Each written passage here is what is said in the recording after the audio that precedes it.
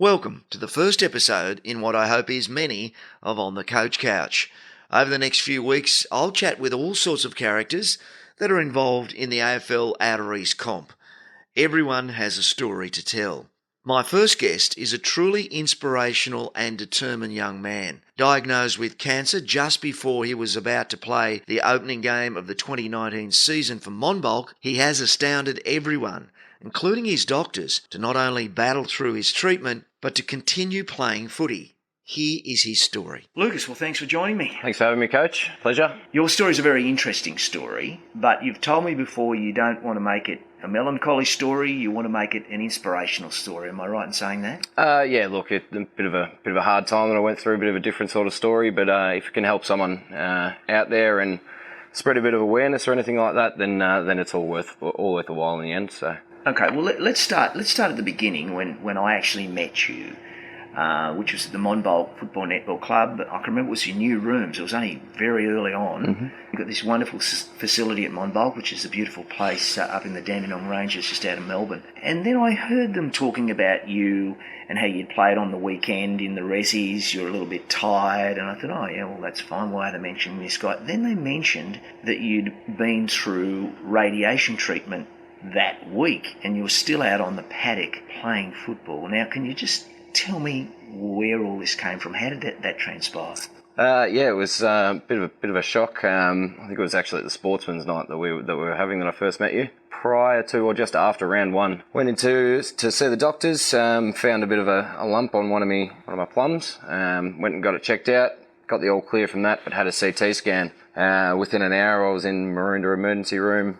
Getting blood tests and biopsies. The next day I was diagnosed with non-Hodgkin's lymphoma. So that came as a bit of a shock. I left for a best mate's wedding in Bali the week later. Was gone for a week, came back and was in chemo the day I got back. So yeah, it all moved pretty quickly. Didn't really give you much time to process it all, but yeah, it was a pretty scary sort of time.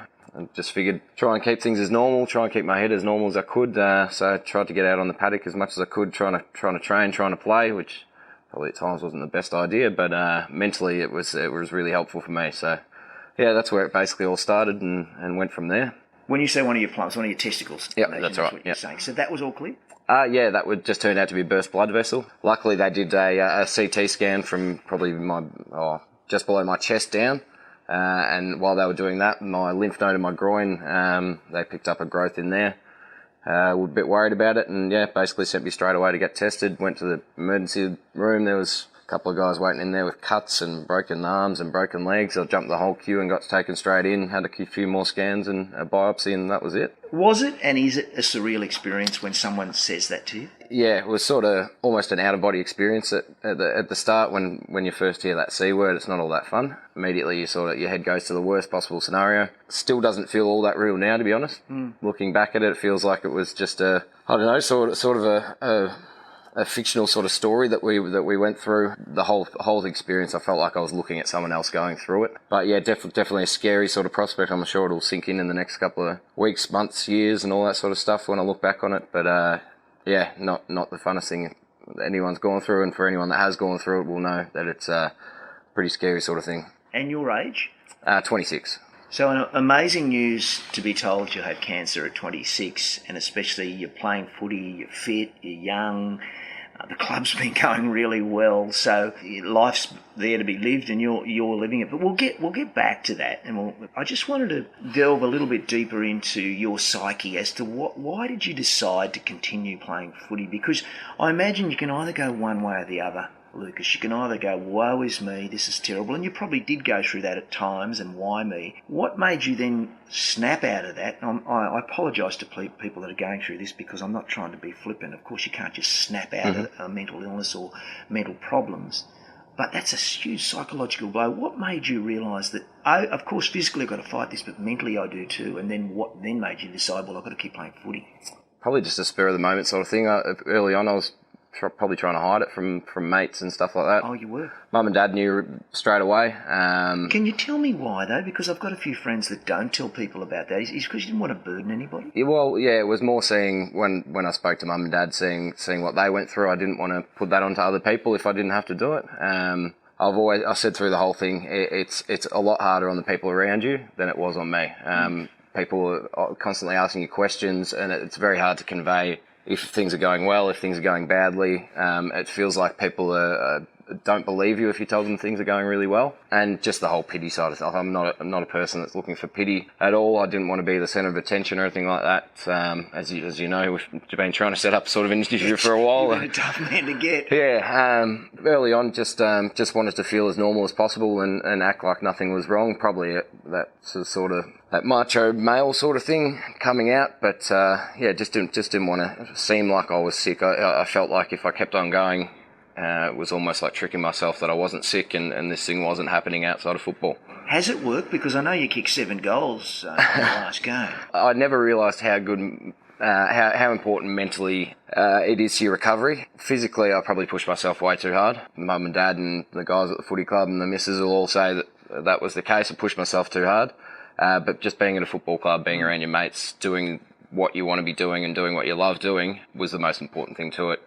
Yeah, like you said, I see other people in treatment at the same time. The people who are, and again, I don't want to be flippant about it either, but I've probably got a licence now that I've been through it. Yeah, well, who better to speak about it because you're going through it? Yeah, exactly right. The people who were bedridden and didn't want to get out of bed, and look, it is tough, but if you push yourself to get up and get moving, they were the people that you could see were really benefiting from treatment, and seemed to be looking better and feeling better every single day. I thought that was a really important sort of thing to do. You spoke about your partner. How is he, she? I'm not sure whether it's a he or she. She, yep. She's she. So how is she? Well, she actually came along right near the end of the whole saga. Really? Yeah, so she came along probably halfway through and probably took on a lot. Being there, just a sounding board to bounce off was a really important thing. I thought really, really helped me, and I can't thank her enough for that. Her support's been really, really good. Can you just take us through a day for you, or a week, because you're playing footy?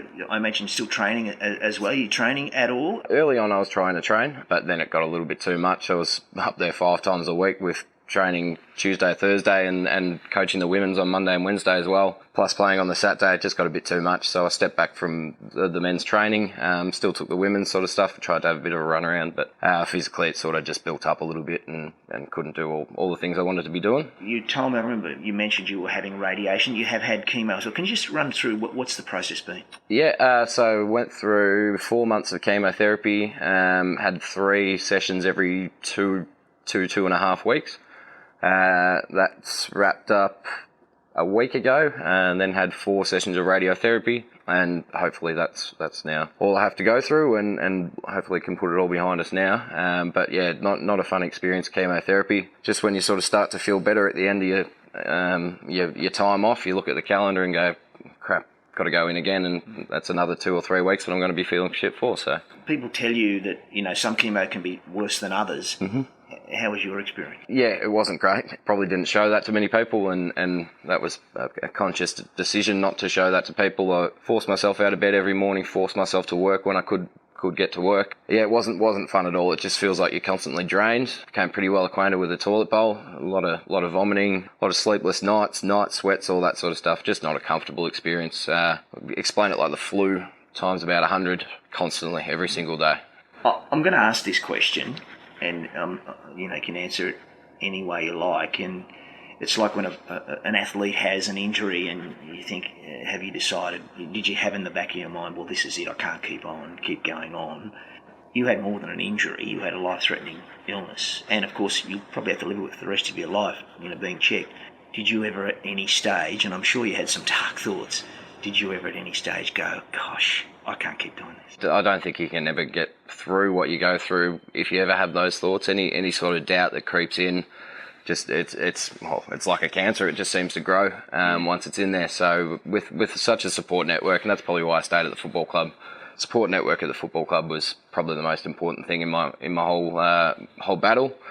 Plus the family and friends and all that sort of stuff. But that's most of the reason I stayed there, just because of the positivity. You didn't have time to think about other things, and look, I always knew that being the youngest of 4 boys, I've had my fair share of blues in the backyard, and always being the smallest of them, you're up against the odds. So it was nothing new to me to be have the back up against the wall in a fight. So no, never crossed my mind to give up at all. So have you always been a positive person?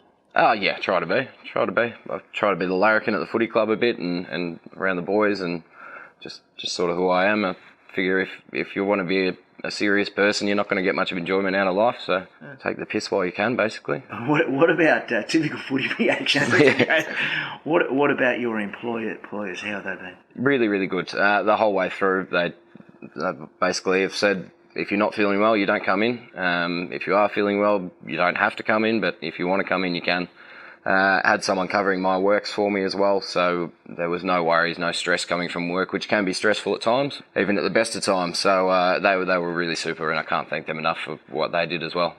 Really helped in the whole process. Do you want to give them a plug while we're here? Oh, I don't know. They don't actually sell anything or anything like that, but it's they work for City Power, just a electrical distribution company. Really good bunch of people, and look after their employees really well. This is probably going to be a silly question. And you know me, as the coach, I'm prone to ask a few silly questions. Is there anything that has come out of this that has made you smile?